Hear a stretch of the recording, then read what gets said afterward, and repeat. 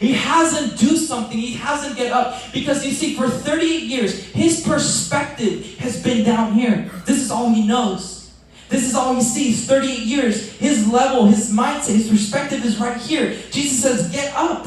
You need to elevate your perspective. You need to change your perspective. He says, I need you to get up and change your point of view, because your point of view is down here. I need you to mentally and physically get up. And that's exactly what so many of us have to do. The first thing we need to do is mentally we need to get up. Because mentally we are trapped. Mentally we are keeping ourselves down. Mentally we're saying, I can't do this. You need to get yourself up. And after you get up, the second thing you need to do is you need to pick up your mats. Now, I'll be honest with you again. When I first read this, I said, why would Jesus have Walker take his mat? That's disgusting. He's been lying on that for 38 years. What the heck? But you see, Jesus had Walker take his mats because he didn't want there to be a plan B for Walker. Because if he took his mat, he had his mat, he walked away, there was no mat to come back to.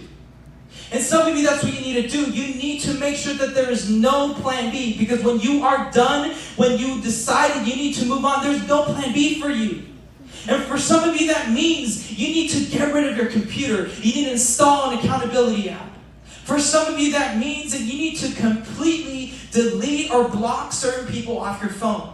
For some of you, that means that you need to find a third wheel for every date that you go on to, because that way you won't ever be alone with someone of the opposite sex. It's extreme, I know, but there is no plan B. There's no going back. You have to say, I am done. I am not going back to this moment. That's the second thing that Jesus has him do. And the third thing, because it's not done, right? He got up. He picked up his mat. The third thing that Jesus has him do is walk. He says, you need to walk. You need to take that step. And for some of you, you just need to take that step. You need to walk. That first step for some of you is opening up to somebody about what you're experiencing. That step for some of you is going to a school counselor and saying, hey, I need help. For some of you, that step, that walk, that first step is opening up to a leader. It's opening up to a friend saying, hey, I've had these thoughts and I don't know what to do. I need help. For some of you, that first step, that walk is saying, hey, I'm struggling with this at night. I just can't stay off my computer. I can't stay off my phone. Can you help me, please? I want to get better. For some of you, you just need to take that step and you need to actually walk. You need to get up. You need to pick up your mat. There's no plan B. There's no going back. And then you need to walk. You need to take that step. I'm walking. Because you know what happens when you take that first step? It just gets easier after that. You take that first step. Hey, this isn't too bad. You take the second step. Hey, I think I can do this. You take the third step. Hey, this is kind of cool. Hey, bye-bye, sin. I hate you. You're the worst. And you keep walking. But for all this to happen, you have to first be done. Right? You have to be done. You have to reach that point where you say, I am done. Now let me say this.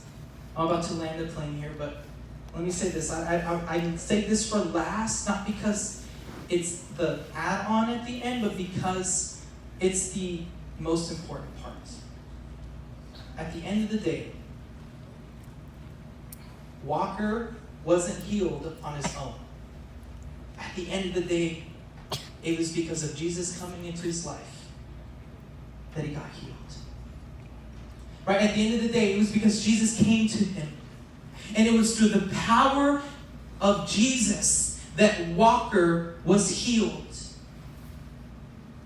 He couldn't do it on his own, because I know what some of you are thinking right now. I can see it in your eyes. You're saying, this is so awesome, Pork. I just have to be done. I'm going to get up. I'm going to pick up my mat, and I'm going to walk. So I just need to do X, Y, and Z. I'm going to figure it out. But I'm going to be honest with you. If you don't do it with Jesus, you are going to be severely disappointed. You have to do it with Jesus. He says, get up, pick up your mat, and walk. But you can't do that by yourself. You need community, you need family, and you need Jesus. And that's why we put that up on the wall. Some of you saw that. Welcome to our family, because we are family right here. We come together. And through the power of Jesus and through the power of community and family, I believe if we reach that point to say, I am done, we can be done. We can get up, we can pick up our mat, and we can walk. And not have to come back to this place right here. Give me clap for that, because it's so awesome. Healing only comes from Jesus. So here's what I'm going to do. I'm landing the plane for reals. I know I said that, but here's what I want to do. You can dim the lights, actually. Because I want to give you an opportunity. Yeah, you can start playing. I want to give you an opportunity to say, tonight I want to be done. I just want to be done. I'm done. I've had it.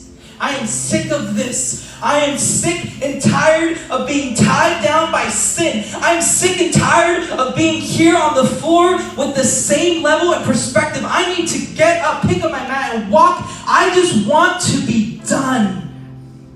And for some of you in here tonight, that's you. And I want to give you that chance. So I want every single one of us in here to close your eyes and bow your head, because I don't want anyone to feel embarrassed by this.